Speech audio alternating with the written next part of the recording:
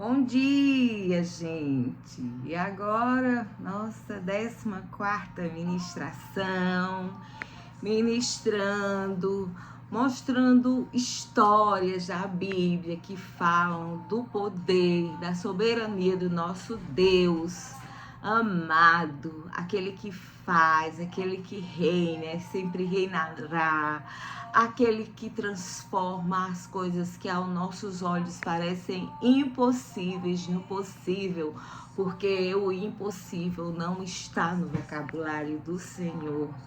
Estamos declarando que essa pátria de Deus, que o povo brasileiro é do Senhor e dele vem a transformação que precisamos, a renovação da sua igreja, o avivamento. E eu clamo a Deus e já declaro: haverá mudanças para esse país. Mudanças vindas do alto, porque só Ele pode mudar a situação do Brasil. Todo o que a gente está vendo, valores invertidos, só Deus pode mudar o que o homem não pode. E o que a gente faz? Como dependentes desse Pai, nós rogamos, nós oramos, nós adoramos e nós profetizamos: Deus, Tu és o Senhor desta nação. E hoje eu quero falar com vocês sobre a vida, a experiência incrível que Deus deu a um homem chamado Gideão. Gideão, ele viveu no período em que Israel não tinha reis. Era governado por juízes. E vários foram os juízes que falharam com o Senhor, trocando o Senhor por outros deuses. E assim Deus provava o seu povo até que o povo se voltava para o Senhor e Deus dava vitória. E depois esse povo que não tinha uma constância na vida com Deus, na vida espiritual, vinha cair novamente. Mas deixa eu te dizer, não estou tomando parte ou justificando os erros desse povo, mas o Espírito Santo no Velho Testamento, ele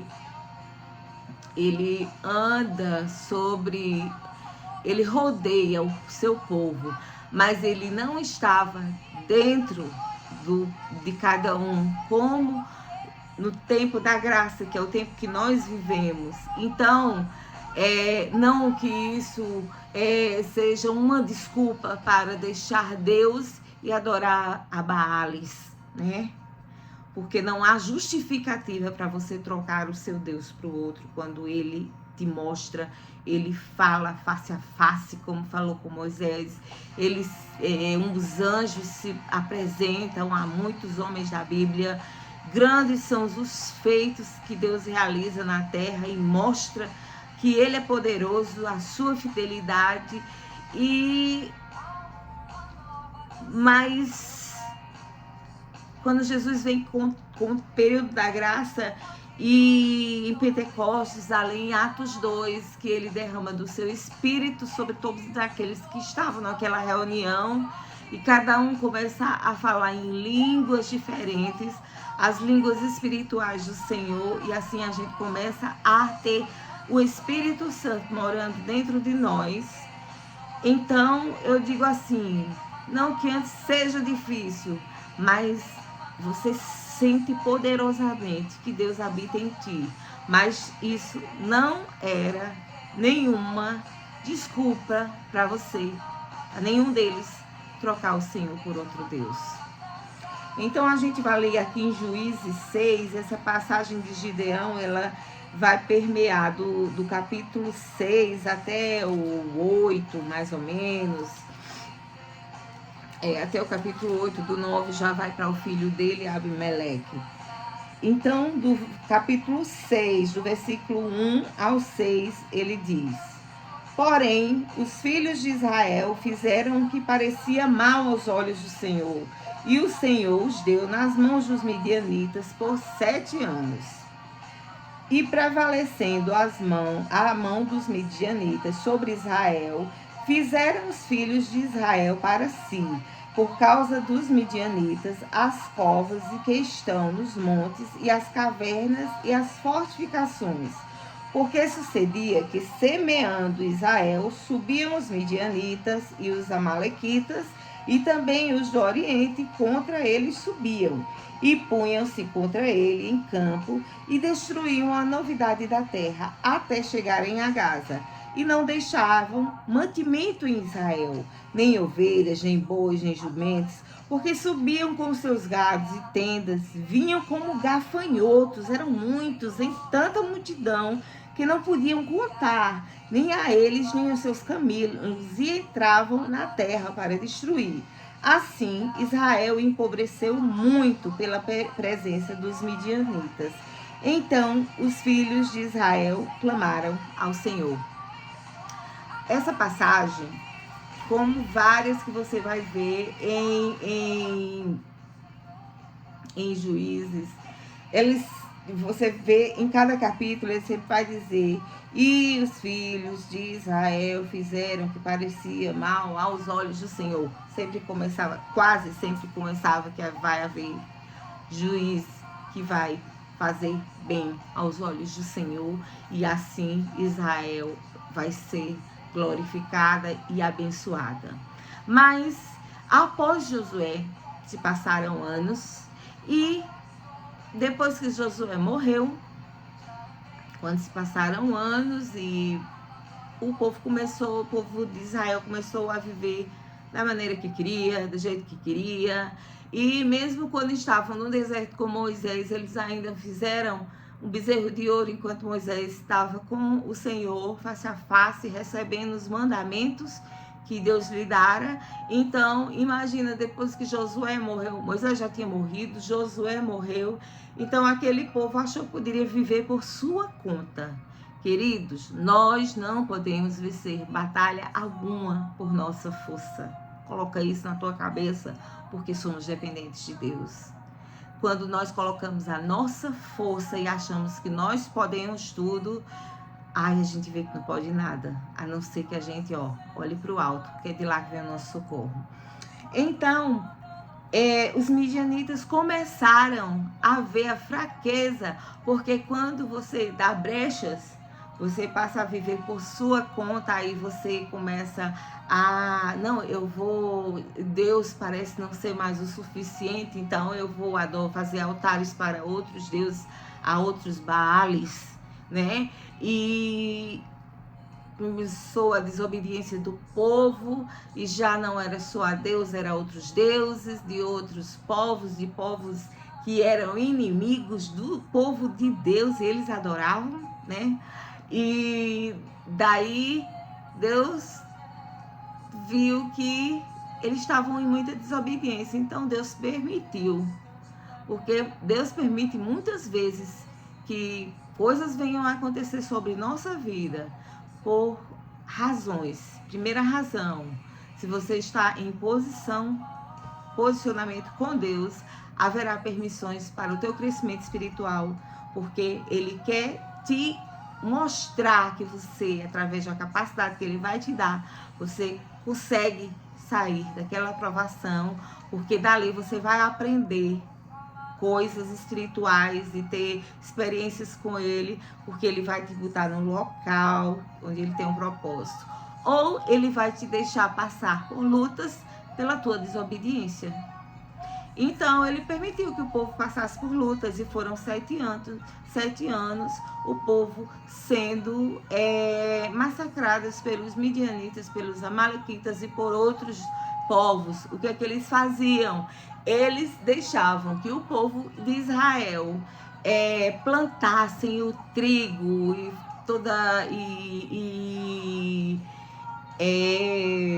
que os animais viessem a se multiplicar, e quando havia uma certa quantidade que o povo estava se reerguendo, então eles subiam até o povo, destruíam tudo e levavam tudo que era do povo, levavam comida, levavam ouro, levavam animais, deixava zero.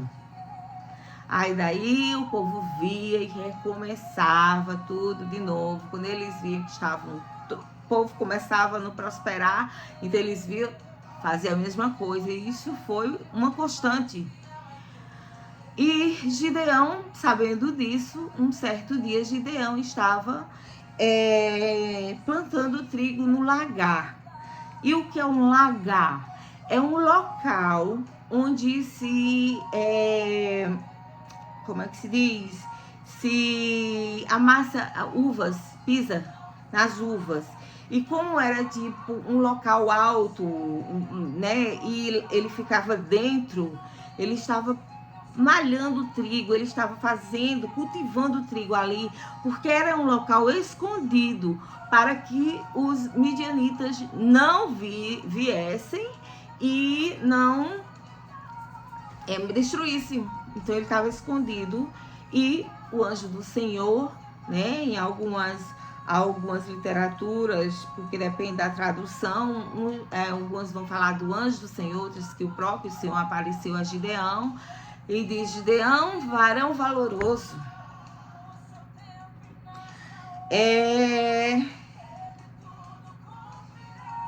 olhou para ele: vai nesta tua força e livrarás a Israel das mãos dos midianitas. Porventura não te enviei eu?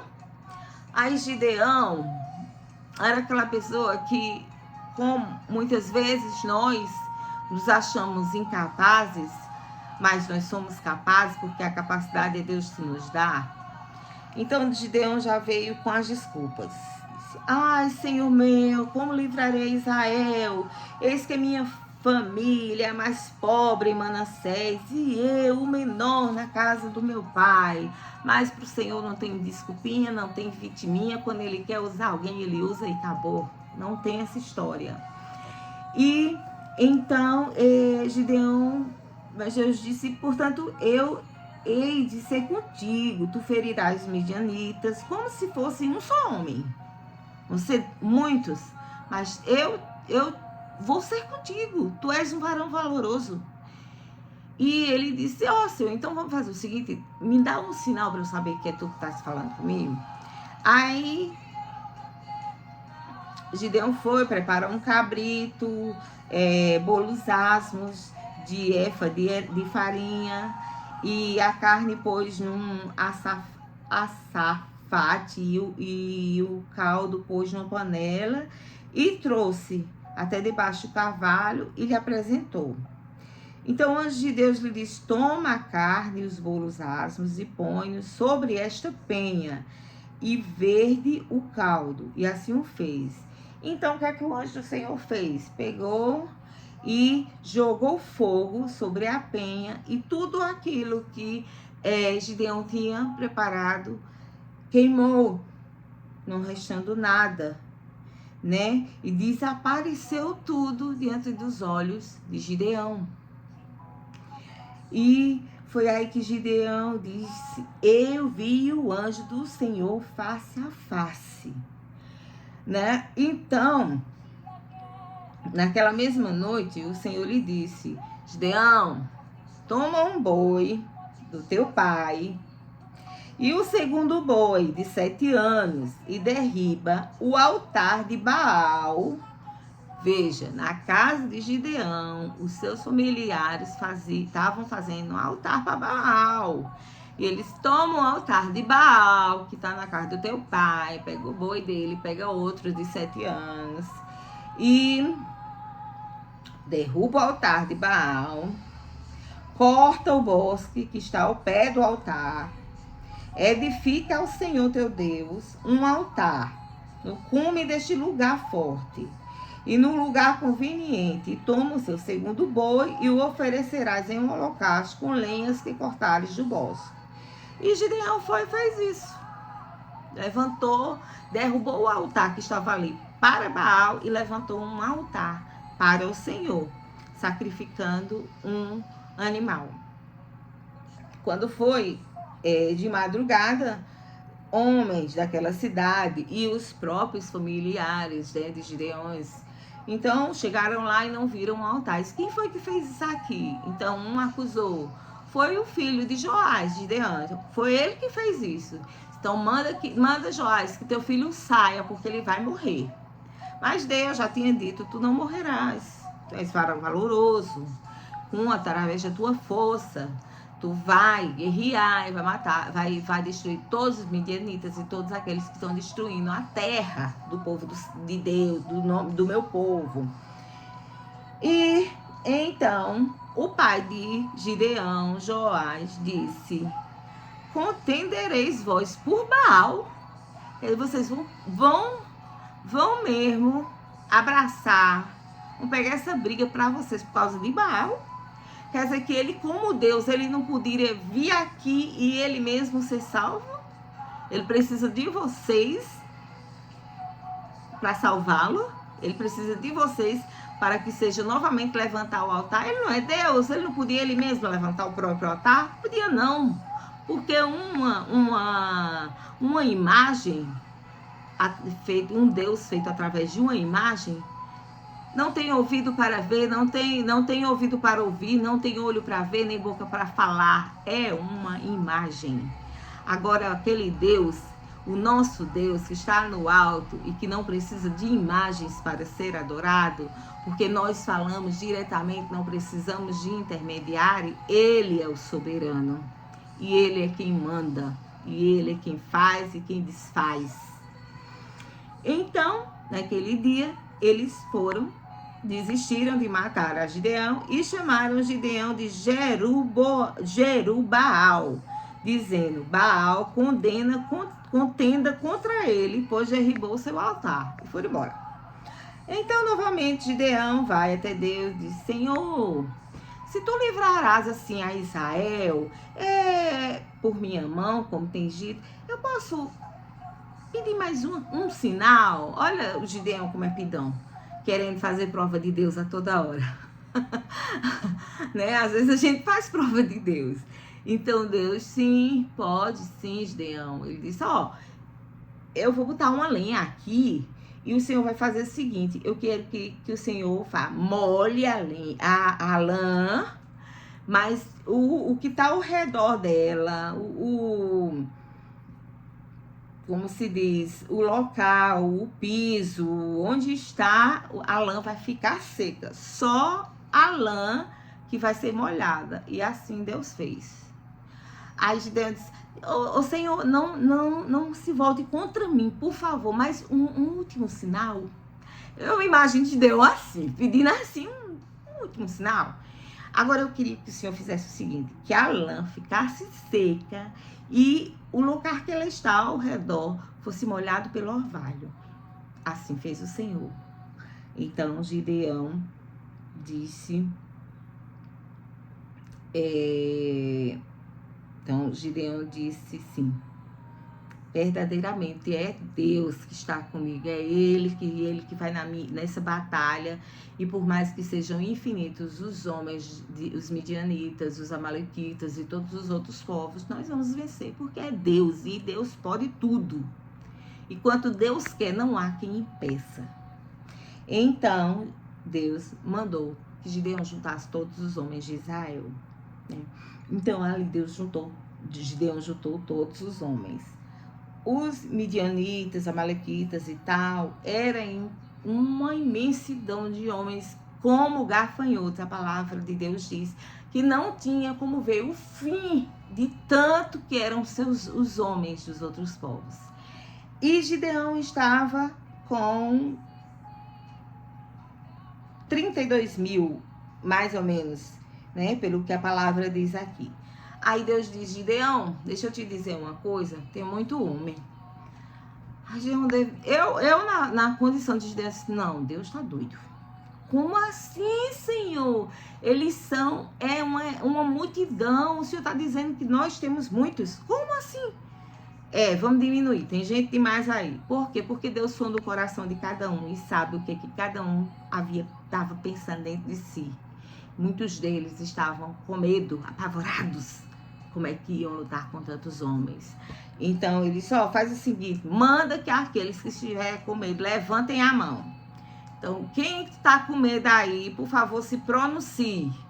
Então 22 mil se pronunciaram com medo e disse: podem ir embora, vocês estão dispensados. Gideão ficou com 10 mil. Aí Deus disse: Gideão, deixa eu dizer mais uma coisa. Ainda tem muita gente. Ainda tem muita gente. Pronto, agora endoidou de vez. Como assim Deus tem muita gente? Deus, já foi 22 mil. Agora temos 10 mil, eles têm 135 mil homens. Deus, como assim? Gideão, tem muita gente. Faz o seguinte, manda que eles desçam até o rio e observa a maneira que eles vão beber água. E aqueles que lamberem a água. Deixa eu vir aqui na palavra para eu não errar. Isso é no capítulo 7, no verso 5, diz: e faz descer o povo às águas. Então o Senhor disse a Gideão: qualquer que lamber as águas com a sua língua, como as lambe o cão, esses porás à parte, como também a todo aquele que se abaixar de joelhos a beber. E foi o número dos que lamberam, levando a mão à boca 300 homens. E todo o resto do povo se abaixou de joelho para lamber as águas. Então disse o Senhor a Gideão: pronto, esses 300 aí que lamberam as águas, vos livrarei, e darei os midianitas na tua mão, pelo que toda a outra gente se vá, cada um ao seu lugar. E o povo tomou na sua mão a provisão e suas buzinas. Então Deus escolheu, através da maneira de beber, aqueles 300 homens. Eles tinham 135 mil, Gideão estava com 300. Mas quando Deus quer fazer, não importa se estamos em 1, em 2, ou em 135 mil, ou em 300. Deus faz, acabou. Porque Ele nos ama. Quando Ele quer operar em nossa vida, não importa quantos estão a favor e quantos estão contra você, Ele faz, acabou. Porque Ele conta, Ele não conta com muitos, Ele conta com poucos, Ele conta com os corajosos, não conta com os covardes. E era isso que Ele queria mostrar a Gideão. Ele sondava cada coração e Ele sabia que Gideão só podia contar com aqueles 300. Mas foi com aqueles 300, com buzinas, que Deus deu vitória a Gideão.